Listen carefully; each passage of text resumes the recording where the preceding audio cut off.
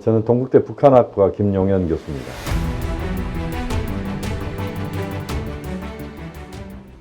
교수님, 어쨌든 그 북한 핵에 관련돼서는 미국이 주도권을 가지고 있지만 이 한국 정부도 그냥 손 놓고 있을 수 없는 상황이니까, 그렇죠, 당연하죠. 이 정권이 바뀌면서 다양한 정부가 또 다양한 정책들을 펼쳤을 텐데, 맞습니다. 어떤 형태로 정책이 이렇게 진행되어 왔는지 간단하게 짚겠습니다. 가장 기본적으로 모든 정부가 북한 핵 보유는 절대 안 된다라고 하는 전제에서 늘 출발을 했습니다. 북한이 핵을 개발하지 않으면, 핵을 포기하면 북한 주민들의 생활을 향상시키는데 남측이 역할을 하겠다. 주로 이제 그렇게 접근했고, 그 다음에 이제 대체로 대화를 통해서 뭔가를 가보자. 그러니까 남북 관계를 한편을 한 축으로 하고 북핵 문제는 또 다른 축으로 하면서 대화 속에서 핵 문제도 좀 접근을 하자라고 하는 것이었는데, 그러나 결국 핵과 관련된 부분은 미국과 북한이 늘 회담을 하거나 또 서로 간의 격렬하게 부딪히거나 하는 그런 과정이었다.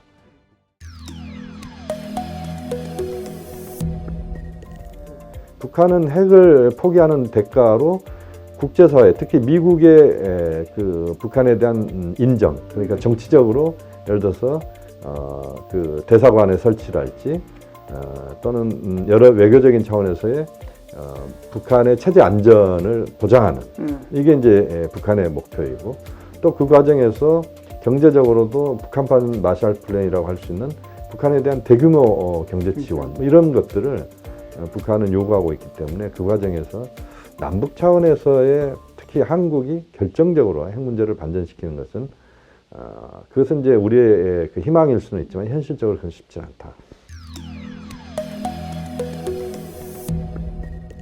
그럼 이제 우리 정부는 앞으로 어떻게 이 북핵 문제를 다뤄야 되고 진행해야 될까요? 역시 북핵 문제와 관련돼서 한국은 한미 간의 충분한 조율과 협조가 굉장히 중요한 것 같습니다.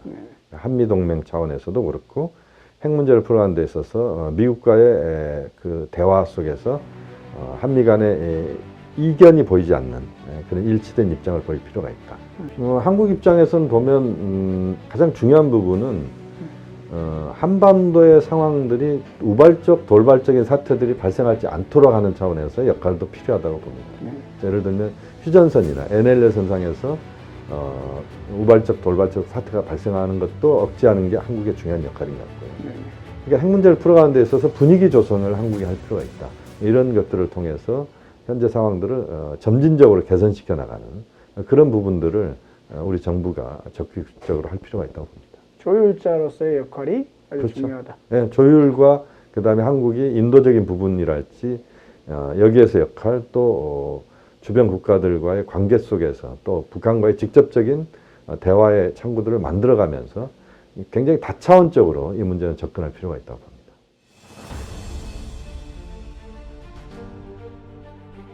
저는 권보람이고요. 지금 한국국방연구원에서 미국 중에서도 뭐 미국의 대외 정책이라든가 미국의 국방 정책, 한미 동맹, 경제 제재 이런 쪽을 연구하고 있습니다.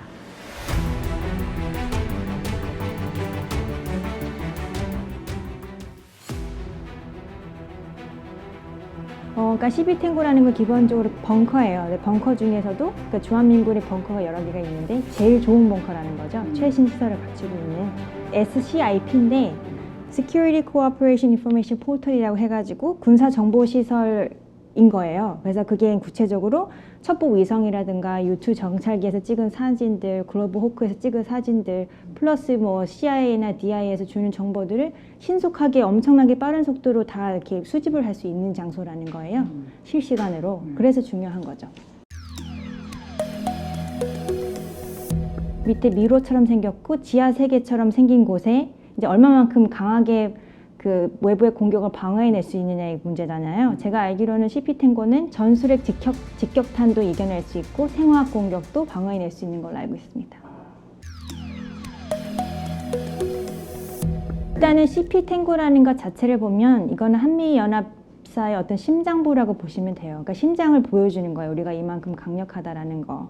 그건 전쟁이라는 거는 우리 혼자서 할 수 있는 게 아니고 동맹이 같이 싸워야 되는 부분이고 신뢰의 부분이고 사람이 중요한 부분인 거잖아요. 물론 요즘 과학기술이 발전해서 기계들이 싸우긴 하지만 결국 사람인 것이고 그걸 다 보여줄 수 있는 게 이 장소인 것 같아요. 조금 더 생각을 해보면 지금 UFS를 하고 있는 기간에 이런 거를 하는 거는 지금 한미연합군사훈련을 정상화했다는 의미이기도 해요. 그런 종합적인 차원에서 봤을 때 우리 군의 위상도 이만큼 높아졌고 그다음에 한미동맹을 힘입어서 이제 한국이 지역 안보에서 이만큼의 역할을 할 수 있다라는 거를 보이는 메시지이기도 해요. 그러니까 동맹이 그냥 그 관계에 그치는 게 아니고 요즘은 동맹 네트워크의 얘기이기 때문에 굉장히 큰 얘기거든요. 그래서 그거를 잘 보여줄 수 있는 기회가 되지 않을까 싶네요. 뭐 쉽게 생각하면 한미동맹이 강하다는 메시지를 주기에 참 좋은 기회라는 생각이 들고요.